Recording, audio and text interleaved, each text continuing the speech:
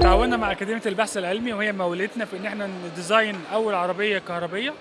المخطط إن إحنا نعمل عربيتين الحقيقة، وإحنا عملنا عربية واحدة منهم بالفعل استخدمت في مؤتمر شرم الشيخ، مؤتمر المناخ. استخدمت لنقل العمالة أثناء المؤتمر بشكل كامل.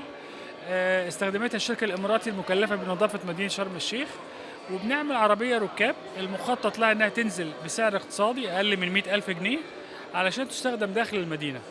تم عرض العربية على معالي رئيس الوزراء من أكثر من شهرين تقريبا، وافترضنا إن احنا نعمل مصنع في مدينة العاشر من رمضان عشان ينتج أول سيارة مصرية تعمل بالطاقة الكهربائية.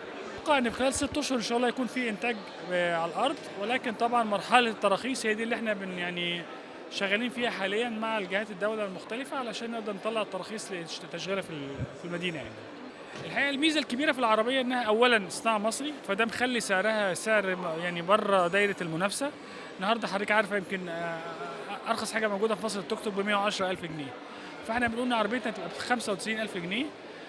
سرعتها 60 كيلومتر في الساعه عشان تناسب داخل المدينه.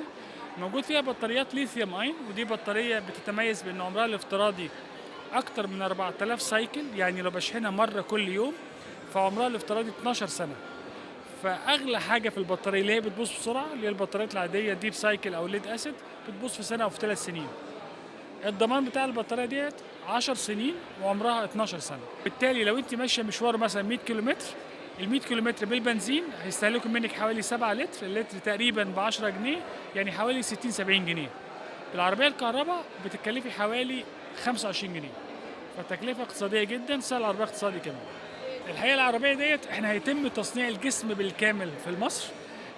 اجزاء كتيره جدا من جسم العربيه غير الجسم الصاج اللي هو الازاز، الكاوتش، الكراسي هيتعمل في مصر.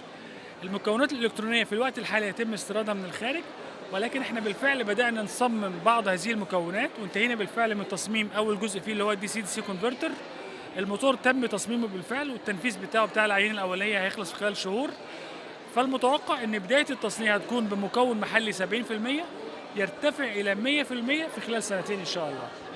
مصنع مصري قطاع خاص، أكاديمية البحث العلمي بتدعم معانا الجزء البحثي علشان يستمر التطوير في المنتج ويبقى عندنا منتج متطور باستمرار. الفريق البحثي اللي موجود معانا كلهم ناس محترفة، أساتذة جامعات حاصلين على جوائز الدولة التشجيعية. معانا لا، كلهم دكاترة مصريين موجودين في كلية هندسة، موجودين في الأكاديمية، موجودين معانا في الشركة. معانا مصممين مصريين عايشين بره مصر، يعني معانا مهندس اسمه احمد زايد ده خريج جامعه فنون جميله في مصر، ولكن هو حاليا شغال في فولفو مثلا.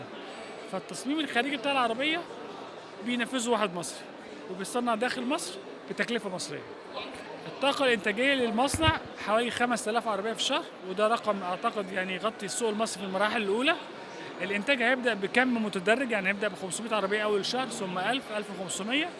في خلال 6 أشهر من بداية الإنتاج هنصل إلى 5000 عربية في الشهر إن شاء الله.